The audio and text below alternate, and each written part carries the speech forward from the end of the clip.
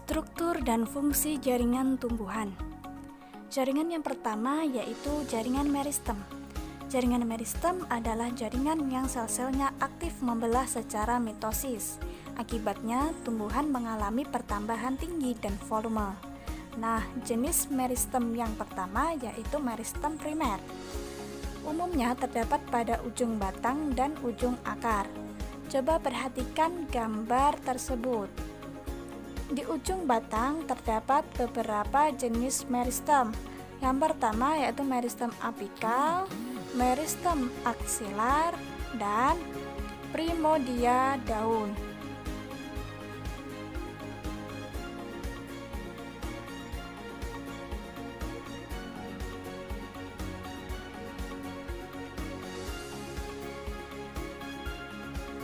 Jenis meristem yang kedua yaitu meristem sekunder. Nah, meristem sekunder ini berasal dari sel-sel dewasa yang berubah sifatnya menjadi meristematik kembali atau aktif membelah kembali. Contohnya, kambium pembuluh atau vaskuler dan kambium gabus atau filogen. Nah, di situ sudah terdapat gambar ya. Nah, di gambar tersebut ada beberapa jenis komponen. Nah, ada kambium vaskuler, ada floem sekunder, ada kambium gabus atau filogen, ada gabus atau filem. Nah, di gabus atau filem itu sendiri itu terdapat beberapa jaringan.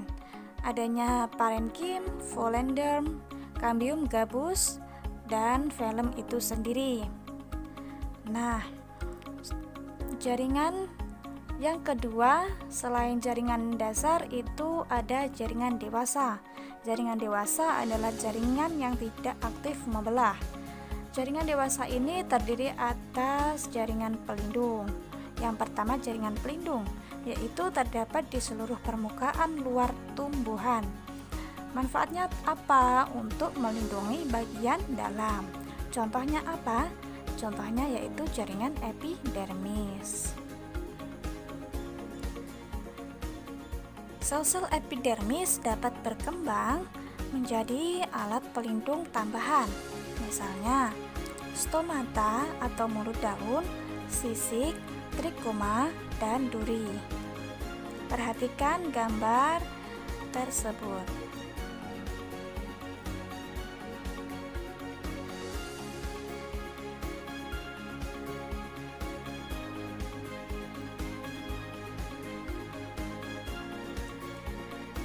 Nah, yang kedua yaitu jaringan dasar.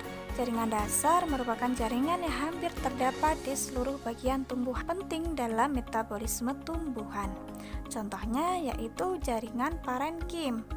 Nah, selanjutnya selain jaringan dasar itu ada juga jaringan penyokong atau disebut juga jaringan penguat, berguna untuk menunjang bentuk tubuh tumbuhan. Contohnya apa? Contohnya yaitu jaringan kolenkim dan sklerenkim. Di situ sudah diberikan gambarnya ya. Coba perhatikan, di dinding sel terdapat dua jaringan yaitu sel kolenkim dan sklerenkim.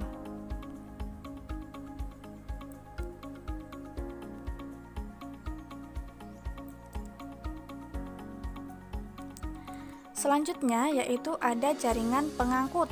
Jaringan pengangkut ini juga disebut sebagai jaringan vaskuler. Nah, jaringan pengangkut ini memiliki dua macam. Yang pertama yaitu xilem dan yang kedua floem. Xilem ini berguna untuk mengangkut air dan zat-zat terlarut dari akar ke daun. Sedangkan floem untuk mengangkut hasil fotosintesis dari daun ke seluruh tubuh. Coba perhatikan beberapa gambar berikut ini.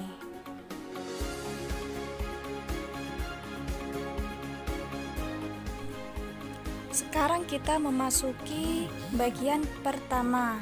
Bagian yang pertama yaitu akar. Akar adalah organ tumbuhan yang berada di dalam tanah.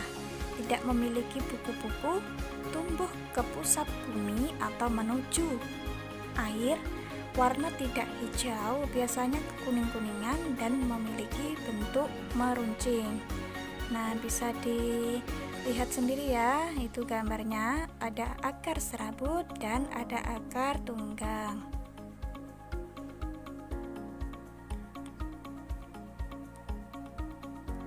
Fungsi akar yaitu ada beberapa macam. Yang pertama, dapat menambatkan tumbuh-tumbuhan pada tanah. Kemudian dapat menyerap air dan mineral dari dalam tanah. Selanjutnya dapat menyimpan cadangan makanan dan dapat menyerap oksigen untuk bernafas. Nah, contohnya itu ada beberapa gambar yang berguna untuk menyimpan cadangan makanan. Contohnya yaitu singkong. Nah, di situ juga terdapat akar napas pada bakau. Bagian yang kedua yaitu batang. Batang berbentuk panjang seperti silinder, memiliki ruas-ruas yang masing-masingnya dibatasi oleh buku atau nodus. Nah, pada nodus inilah tempat melekatnya daun dan tunas. Nah, bisa dilihat sendiri ya pada gambar. Itu terdapat nodus berbentuk silinder, kemudian ada ruas-ruasnya. Nah, fungsi batang itu sendiri ada beberapa macam. Nah, yang pertama itu dapat menyokong bagian tumbuhan di atas tanah. Selanjutnya, batang dapat menjadi jalan pengangkutan air dan mineral ke daun. Kemudian, batang juga menjadi jalan pengangkut makanan dari daun ke seluruh tubuh tumbuhan dan tempat menyimpan cadangan makanan. Misalnya apa? Misalnya tebu dan kentang. Bagian tumbuhan yang ketiga yaitu daun. Daun adalah organ tumbuhan yang menempel pada batang. Biasanya berbentuk tipis, lebar, dan banyak mengandung klorofil. Nah, klorofil itu yaitu zat untuk menghasilkan warna hijau. Ya, yang itu ada daun berurutan menjala dan ada daun yang berurutan sejajar. Fungsi daun yang pertama yaitu sebagai alat untuk mengambil karbon dioksida sebagai bahan baku fotosintesis. Kemudian daun sebagai pengatur penguapan air dan sebagai pernafasan. Nah, jenis bagian tumbuhan yang selanjutnya yaitu bunga. Bunga ini ada beberapa struktur. Nah, yang pertama dari bawah kita jumpai ada tangkai, kemudian atasnya ada kelopak, kemudian ada mahkota, benang sari, dan selanjutnya kepala putih dan tangkai putih. Dan yang berbentuk bulat itu sebagai bakal buah yang di dalamnya ada bakal biji atau kandung lembaga.